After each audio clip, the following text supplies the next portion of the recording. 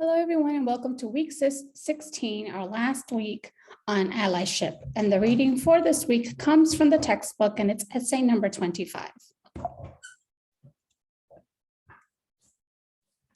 The reading talks about this idea of how good white people have a difficulty being able to accept or perceive themselves as being able to be racist because they see themselves as good people. Racism is only perceived in extreme forms.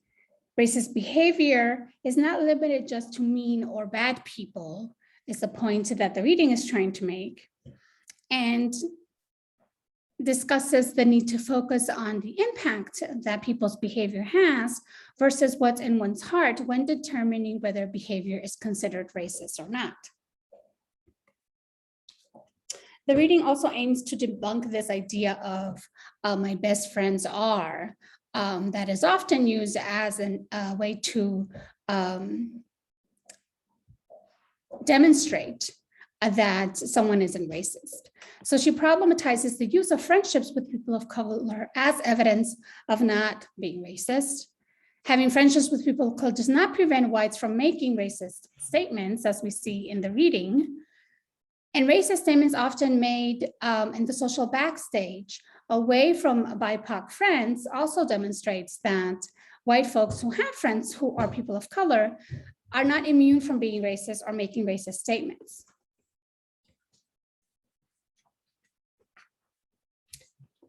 The author also demonstrates a variety of studies that demonstrates this evidence, a variety of evidence that debunks this idea of having BIPOC friends and how that means that you aren't able to be racist.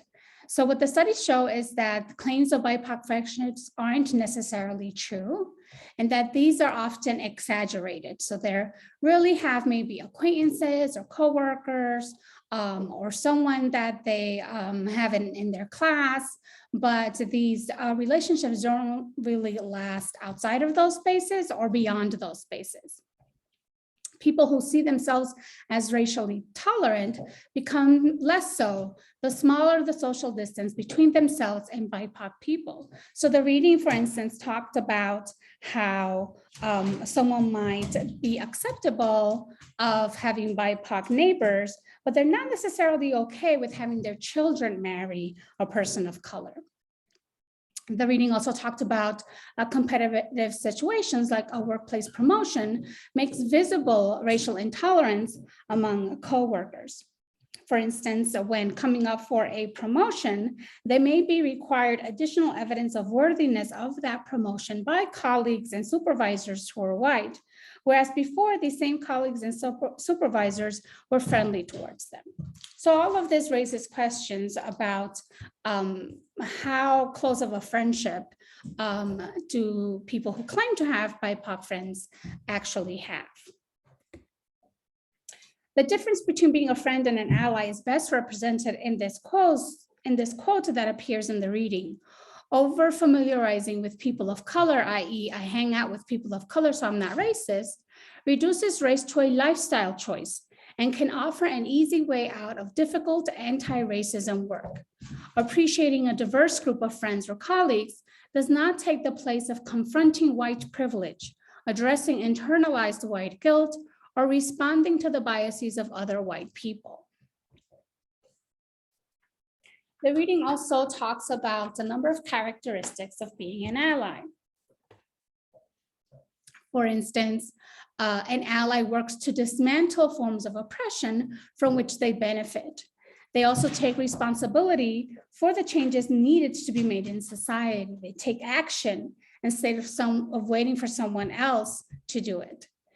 They make privileges that are invisible visible. They facilitate the empowerment of those targeted for oppression. And they use the personal, social, and economic resources to make changes. They explore their own complicity in white privilege and oppression and go beyond their own feelings of guilt. Some of the final takeaways from this reading on how to be an ally and what it means to be an ally include the point that allyship is impersonal, ongoing striving, not an end goal to be reached. So if you assume that there's going to be a moment where you arrive to the point of being an ally and you don't have, and you're done with the work of allyship, then you don't really understand what it means to be an ally. To be an ally is an ongoing, lifelong learning and exploration, and being able to be committed to that kind of lifelong experience is really what is required in terms of allyship. Being an ally is hard and requires risk. So if it feels hard, it's supposed to feel hard. The point of being an ally isn't to make people of color like white people. Okay, so really sort of think about what your motivations are to being an ally. It requires being open to discomfort and to be critiqued. So if you're feeling comfortable in what you're doing, that you're not really pushing yourself and challenging yourself. And also the point that there are multiple ways to be an ally. So you don't have to be necessarily out there protesting or being a part of a march or always being the person that is pointing out racism to others, right? There isn't sort of this competition about you're a better ally than I am. You really have to sort of figure out what kind of allyship work makes sense for you.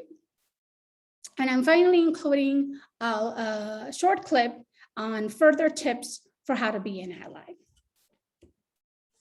So this brings our lecture for this week to an end.